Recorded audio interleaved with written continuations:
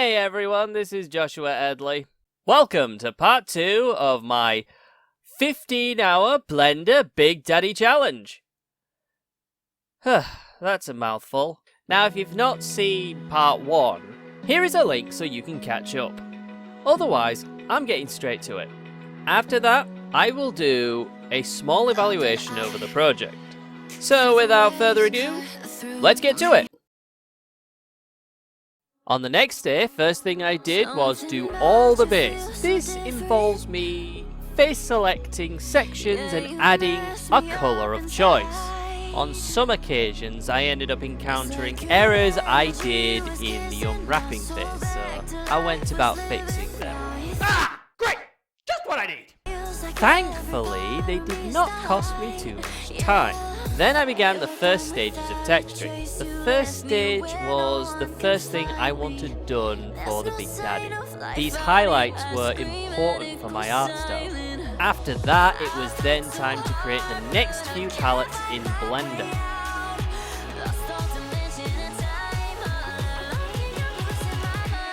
At this point, I started adding details to the model. I admit I was having so much fun adding whatever details I wanted.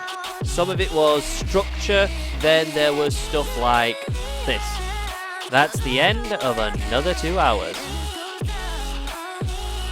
Next job for me was doing the bump maps. And what I did was open all the textures that needed a bump map on GIMP. Next, I made a new layer and began adding colours from black to white.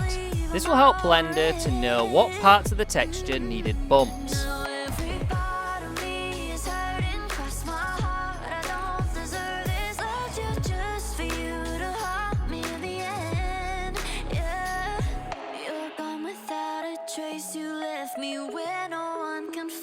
Once I finished that, then I went about adding the bump map and the texture together to create this nice effect you see here. Once all that is done, I went about trying to do an emission.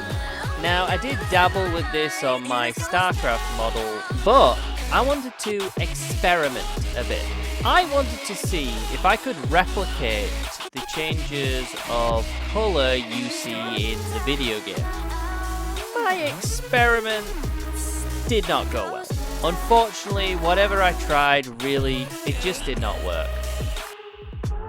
So for now, I separated the lights into new material using a emission shader and a color ramp.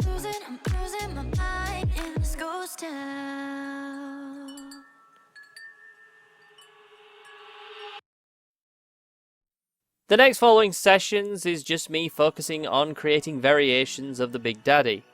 So instead of explaining all of that, I might as well just use the time to talk a bit about Blender work itself. When it comes to learning Blender, it can be complicated, and some techniques I've tried using I ended up forgetting. I've used Blender for years and I still don't know all of the hotkeys.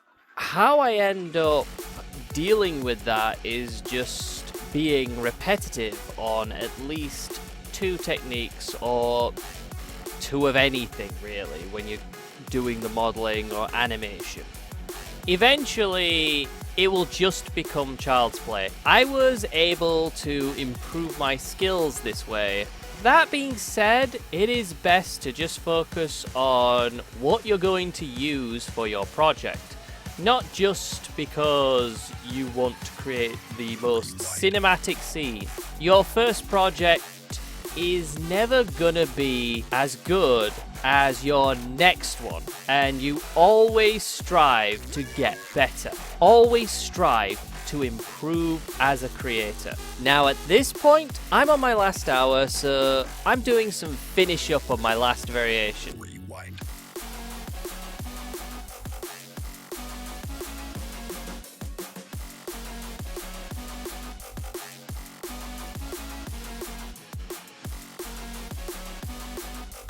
Then, time was up, and here is the Bouncer Big Daddy.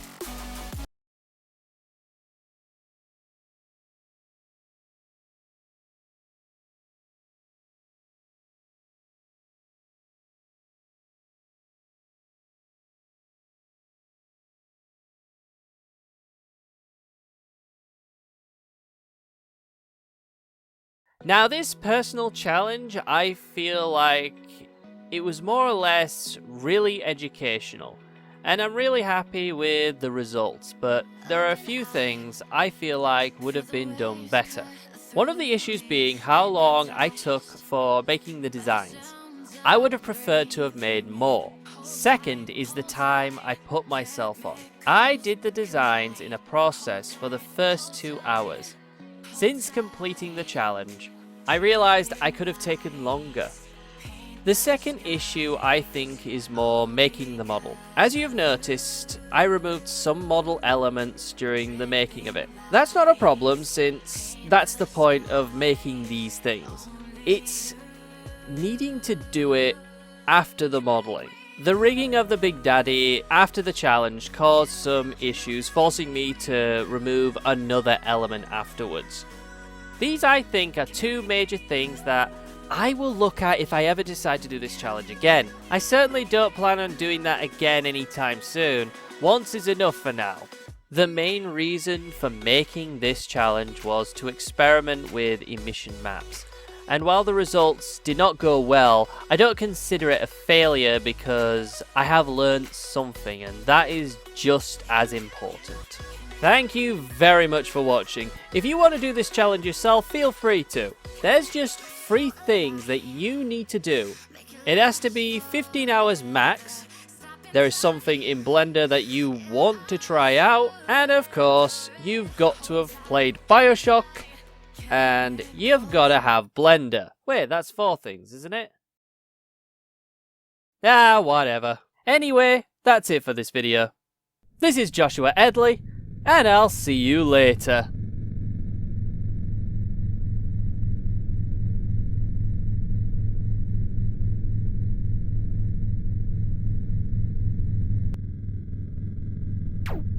You